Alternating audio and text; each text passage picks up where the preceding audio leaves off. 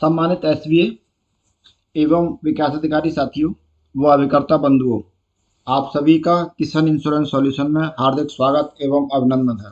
दोस्तों, आज हम एक ऐसे विषय पर बात करने जा रहे हैं जो हमारे अभिकर्ताओं के लिए बहुत ही आवश्यक है, क्योंकि ज़्यादातर अभिकर्ता हमारे बिना लक्ष्य के कार्य करते हैं। तो आज हम बात करेंगे लक्ष्य क्या है, लक्ष्य क्यों जरूरी है, लक्ष्य क्यों बनाने चाहिए और लक्ष्य बनाने के लिए हम उन्हें आगे कुछ क्लू भी देंगे, कुछ मदद भी करेंगे कि वो अपना लक्ष्य किस तरह का बनाएं और किस तरह से बना करके कार्य करें। तो आइए दोस्तों, चलते हैं वीडियो पर लक्ष्य बीमा कार्य के लिए।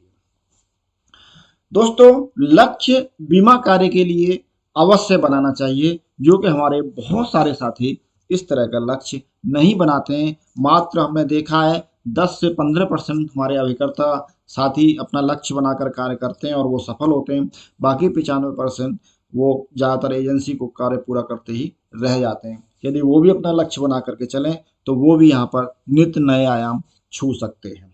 तो आइए दोस्तों, बात करते हैं जीवन में लक्ष्य का होना क्यों जरूरी है। जीवन के लक्ष्य क्या हो सकते हैं? जीवन के लक्ष्य हो सकते हैं कि मैं अपने बच्चे को अच्छी पढ़ाई, अच्छे स्कूल में पढ़ाई कराऊंगा, मैं एक अच्छी कॉलोनी में एक मकान बनाऊंगा, मैं एक अपनी बेटी की शादी बहुत अच्छे परिवार में करूंगा, मेरा जो परिवार का स्टैंडर्ड होगा वो बहुत अच्छा होगा। इस तरह का एक अपने जीवन का लक्ष्य बनाया सकता है कि जब मैं बुढ़ापे में अपना रिटायर होऊंगा तो मेरी कम से कम इतनी आमदनी होगी। तो इस तरह के जीवन के लक्ष्य बनाए जा सकते हैं। अब ये जीवन के लक्ष्य जरूरी क्यों है, अब इस पर बात करते हैं। देखो, एक मैंने यहाँ पर छोटा सा एक पिक्चर दिया है, लक्ष्य क्यों जरूरी है। हम ए पॉइंट पर खड़े हुए हैं, 2 किलोमीटर चलने के बाद में हम बी पॉइंट पर पहुंचते हैं। सुबह सुबह हम निकले घर से और ए पॉइंट से निकले, हम 2 किलोमीटर चलने के बाद बी पॉइंट पे पहुंच गए और बी पॉइंट से फिर हम थोड़ा सा डाइवर्ट होते हुए फिर हम 1.5 किलोमीटर चलने के बाद में, यानी 1.5 किलोमीटर चलने के बाद हम सी पॉइंट पे पहुंचे और फिर करीब 2.25 किलोमीटर चलने के बाद डी पॉइंट पे पहुंचे और फिर करीब 2.25 किलोमीटर चलने के बाद फिर हम ए पॉइंट पे दोबारा पहुंच गए। हमने टोटल इसमें डिस्टेंस कवर किया 7.5 किलोमीटर, लेकिन ए से चले थे, वापस ए पर ही पहुंच गए। 7.5 किलोमीटर हमने दूरी तय कर ली, लेकिन पहुंचे कहां? कहीं नहीं। रिजल्ट क्या रहा? जीरो। मेहनत की हमने बहुत ज्यादा, लेकिन रिजल्ट हमारे हाथ में कुछ नहीं आया। एक दूसरा बंदा है, ए से चलता है अपना लक्ष्य लेकर के, मुझे बी पे पहुंचना है। वो 7.5 किलोमीटर चलता है और बी पे पहुंच जाता है और बी से फिर वो सी पे पहुंचता है, सी से डी पे पहुंचता है, डी से ई पे पहुंचता है, ई से एफ पे पहुंचता है। इस तरह से वो आगे बढ़ता चला जाता है और एक अच्छी मंजिल कवर कर लेता है। यानी कि उसी डिस्टेंस में वो वहीं वापस आ गया ए पर और उसी डिस्टेंस में वो 7.5 किलोमीटर चल करके एक बी पे पहुंच गया। तो दोस्तों, लक्ष्य क्यों जरूरी है, आइए एक और एग्जाम्पल से समझते हैं लक्ष्य क्यों जरूरी है। यदि हम एक टिकट काउंटर पर जाते हैं तो वहां जाकर के टिकट बाबू से कहते हैं हमें टिकट दे दो, तो पूछे कहाँ की दे दें, अब हमें पता ही नहीं है कहाँ जाना है। तो क्या टिकट बाबू आपको टिकट देगा? नहीं देगा ना। पूछे बार बार कहाँ का दूं, पता नहीं, दे दीजिए। कहाँ का दूं, पता नहीं, दे दीजिए। तो आप घूम करके फिर अपने घर चले आएंगे। और यदि आप ये लेके जाए कि मुझे गोवा का टिकट दे दो, तो टिकट बाबू टिकट आपको गोवा का टिकट दे देगा, या आप जाए अहमदाबाद का टिकट दे दो आपको अहमदाबाद का टिकट दे देगा, ये क्या आप मद्रास का टिकट दे दो आपको मद्रास का टिकट दे देगा। यानी कि जो एक पर्टिकुलर दिमाग में आपके में एक आइडिया, एक गोल, एक लक्ष्य होना चाहिए कि आपको कहाँ जाना है, तो आप कामयाबी हासिल कर सकते हैं। अब बात आती है लक्ष्य है क्या। लक्ष्य कुछ नहीं है दोस्तों, लक्ष्य एक सपना है। सपना पहला कदम होता है लक्ष्य का। सपना, सपने से जब सपने देखते हैं तो इच्छा जन्म लेती है, यार ये होना चाहिए। मैंने सपना देखा कि मैं एक हवाई जहाज में यात्रा कर रहा हूँ, मैं हवाई जहाज में यात्रा कर रहा हूँ, मैं हवाई जहाज में यात्रा कर रहा हूँ। तो एक मन में इच्छा है कि यार हवाई जहाज में यात्रा करनी चाहिए, यानी इच्छा जन्म लेगी।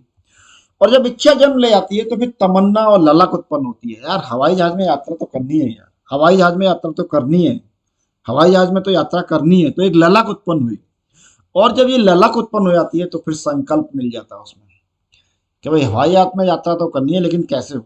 तो वही क्या बन जाता है, लक्ष्य बन जाता है। दोस्तों लक्ष्य के साथ कार्य योजना बन जाए और फिर उस दिशा में पक्के इरादे के साथ परिश्रम हो जाए तो कामयाबी मिल जाती है। और कामयाबी मिलने का मतलब सपना पूरा होना। इसीलिए कहते हैं बड़े सपने देखो। तो लक्ष्य क्या होता है, समझ गए होंगे आप। दूसरा, तो सपने देखो। जब लक्ष्य बनाना तो सपने देखो। क्या सपने देखें, एमडीआरटी की मीटिंग में भाग लेने के लिए मैं अमेरिका जा रहा हूँ, चेयरमैन क्लब कन्वेंशन में भाग लेने के लिए हवाई जहाज से यात्रा कर रहे हैं, एक बहुत बड़ा मेरा ऑफिस है, मेरे पास बहुत बड़ी कार है, मेरा बहुत बड़ा मकान एक अच्छी कॉलोनी में होगा, आदि आदि। इस तरह के आप सपने देखोगे तो इच्छा जागृत होगी, और फिर मन में करने की ललक उत्पन्न होगी, और फिर मन में ललक उत्पन्न होने की संकल्प की भावना आने लगेगी, और जब संकल्प की भावना आने लगेगी तो फिर आप अपने उस मन के जो सपने हैं उसको पूरा करने की तरफ अग्रसर हो जाएंगे। अब मैं आपको एक ऐसा चीज देता हूं, एक वीवीपैट बनाई है और सोचा है कि इसमें से आप सोचो कि आप क्या चाहते हो, और उसको आप क्लिक करिए। कॉर्पोरेट क्लब बनना चाहते हैं, गैलेक्सी क्लब बनना चाह रहे हैं, एमडीआरटी क्लब बनना, एमडीआरटी बनना चाह रहे हैं, करोड़पति बनना चाह रहे हैं, सेंचुरियन बनना चाह रहे हैं, सीएम क्लब मेंबर बनना चाह रहे हैं, जेडएम क्लब मेंबर बनना चाह रहे हैं, डीएम क्लब मेंबर बनना चाह रहे हैं, बीएम क्लब मेंबर बनना, या डीए डिस्टिंग्विश क्लब मेंबर बनना चाह रहे हैं। इस पर वोट कीजिए और फिर एक्ट कीजिए। वोट करने के बाद कॉर्पोरेट क्लब करेंगे तो गैलेक्सी कराएंगे तो क्या करना होगा, एमडीआरटी के लिए क्या करना होगा, करोड़पति के लिए क्या करना होगा, ये सारी चीजें आपके सामने फिर क्या करना होगा। ये आपने वोट कर लिया, निर्धारित कर लिया कि मुझे ये मेरा लक्ष्य है, तो फिर अब आती है बात कि भाई इसके लिए क्या करना होगा। आपने वोट कर लिया और फिर वोट जानने के लिए क्या आवश्यकता है, इसी के लिए लक्ष्य बना लीजिए। जैसे उसके लिए आपको कितना है, जैसे एमडीआरटी के लिए आपको 7,34,200 रुपये चाहिए सर। अगर सीओटी बनना है तो 22,02,600 रुपये चाहिए।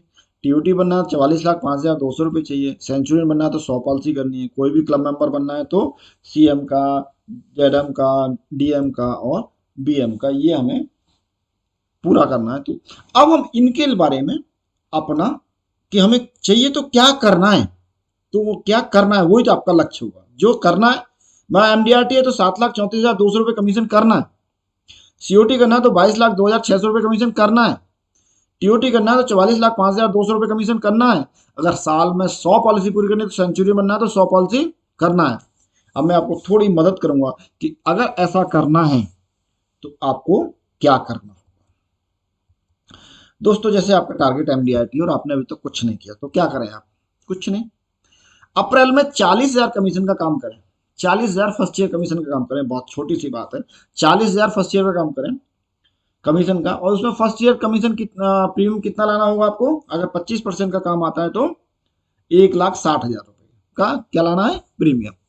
अब 1,60,000 रुपये प्रीमियम को लाने के लिए आप यदि एवरेज 5 लाख रुपए की पॉलिसी करते हैं, तो 5 लाख रुपए की पॉलिसी अगर 21 साल की टर्म की एवरेज की जाती है, कोई कम की भी होगी कोई ज्यादा की भी होगी, तो लगभग 25,000 रुपए का प्रीमियम आ जाता है एक पॉलिसी का। तो आपको कितनी पॉलिसी करनी पड़ेगी उसके लिए, 6 पॉलिसी। यदि आप 6 पॉलिसी कर लेते हैं 5-5 लाख रुपए प्रीमियम के, तो आप पाएंगे कि आपने 40,000 रुपये फर्स्ट ईयर कमीशन अप्रैल में कमा लिया। अब मई आया, मई में कुछ नहीं है, पहले 6 पॉलिसी की थी, 2 पॉलिसी और बढ़ा दीजिए, 8 पॉलिसी कर दीजिए, आपका काम हो गया। फिर जून आया, जून में आपको 60,000 रुपये कमीशन चाहिए, 2,40,000 रुपये का प्रीमियम चाहिए। अब उसके लिए कुछ नहीं, आप 10 पॉलिसी कर दी, यानी 2 पॉलिसी बढ़ाते जाइए। अब देखिए 6 पॉलिसी से 8, अगले महीने में आपने 10 पॉलिसी की, 2 महीने 2 और बढ़ा दी। फिर उससे अगले में जुलाई में आपने 12 पॉलिसी की, अगस्त में आपने 14 पॉलिसी की, सितंबर में आपने 16 पॉलिसी की, नवंबर में आपने अक्टूबर में आपने 18 पॉलिसी की, नवंबर में आपने 20 पॉलिसी की, दिसंबर में 22 पॉलिसी की, और केवल 5-5 लाख रुपए की, तो आप 7,34,000 रुपये कमीशन पालेंगे, आप एमडीआरटी हो जाएंगे।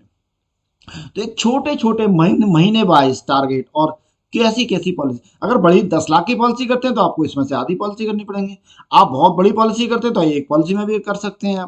आप छोटी पॉलिसी करते हैं, 15-15 20-20 लाख का एवरेज आता है, तो उतनी पॉलिसियों का साइज इसमें एवरेज कम हो जाएगा। आप किस ग्रुप में काम कर रहे हैं उस बात पे डिपेंड करेगा। ये मैंने जनरल एक आइडिया लिया है।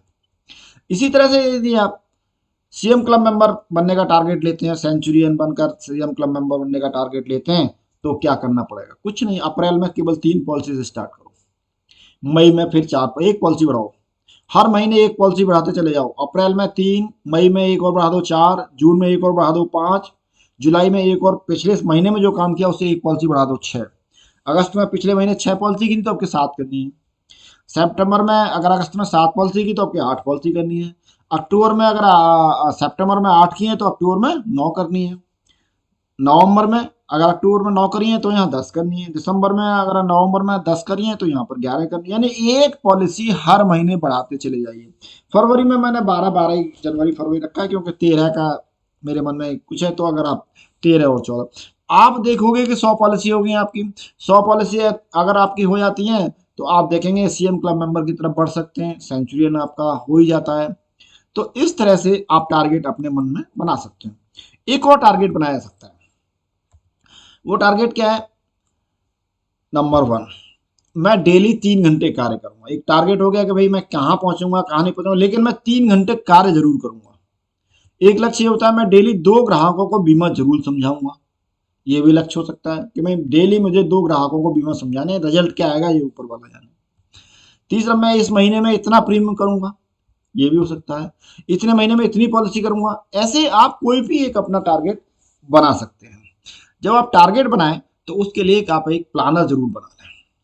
प्लानर किस तरह का होगा कि अप्रैल में, अब देखिए आपने, देखिए वीक है यहाँ पर, first week, second week, third week, fourth week. अब जो फर्स्ट वीक है उसमें अप्रैल के फर्स्ट वीक में, मई के फर्स्ट वीक में, जून के फर्स्ट वीक में, जुलाई के फर्स्ट वीक में क्या आपने टारगेट बनाया था, क्या एक्चुअल आपने किया, क्या डिफरेंस रह गया। इस तरह से 12 महीने के, फिर सेकंड वीक में, फिर थर्ड वीक में, फिर फोर्थ वीक में आप देखेंगे, फिर क्वार्टर वाइज आपको क्या टारगेट था, क्या किया, क्या रह गया, और ईयरली। तो आप इस तरह की एक प्लानिंग के साथ चलेंगे, सिस्टमेटिक वे के साथ चलेंगे, तो आप पाएंगे कि एक आप बहुत अच्छे कामयाबी, बहुत अच्छी आमदनी की तरफ हमारे अभिकर्ता साथी बढ़ेंगे। इसके लिए इस तरह की कार्य योजना बनाएं। मैं समझता हूँ आपको वीडियो पसंद आया होगा। अगर वीडियो पसंद आया हो तो लाइक कीजिए और लोगों को शेयर कीजिए। और हाँ, यदि आपने अभी तक हमारा चैनल सब्सक्राइब नहीं किया है तो चैनल को सब्सक्राइब कीजिए, बेल बटन दबा दीजिए, जिससे कि आगे आने वाली वीडियोस आपको तुरंत मिल जाए। इसी के साथ आज मैं आपको धन्यवाद देता हूँ कि आपने समय दिया, वीडियो को सुना। इसके लिए आपको बहुत बहुत धन्यवाद।